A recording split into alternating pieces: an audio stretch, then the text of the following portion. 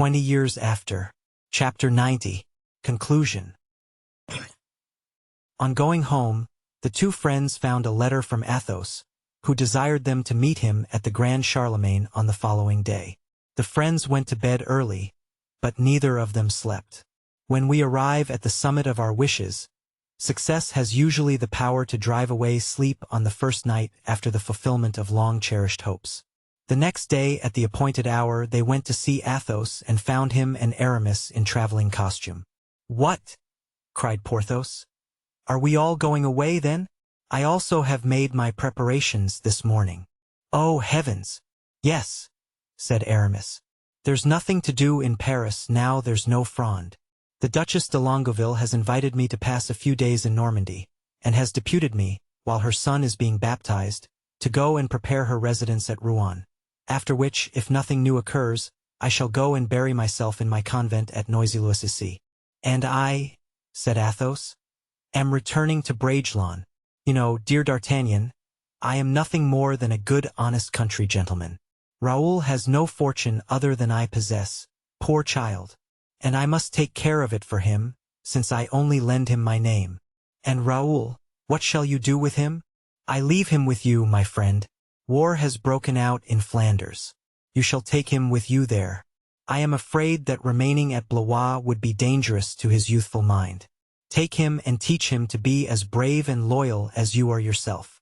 "Then," replied D'Artagnan, "though I shall not have you, Athos, at all events I shall have that dear fair-haired head by me, and though he's but a boy, yet, since your soul lives again in him, dear Athos, I shall always fancy that you are near me, sustaining and encouraging me." The four friends embraced with tears in their eyes. Then they departed, without knowing whether they would ever see each other again.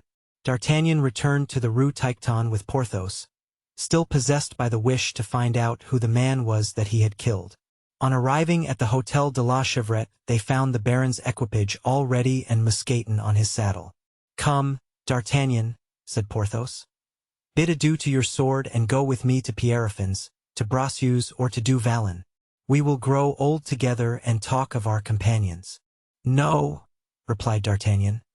"Deuce take it, the campaign is going to begin. I wish to be there, I expect to get something by it." "What do you expect to get?" "Why, I expect to be made Marechal of France." "Ah! Ha!" cried Porthos, who was not completely taken in by D'Artagnan's gasconades.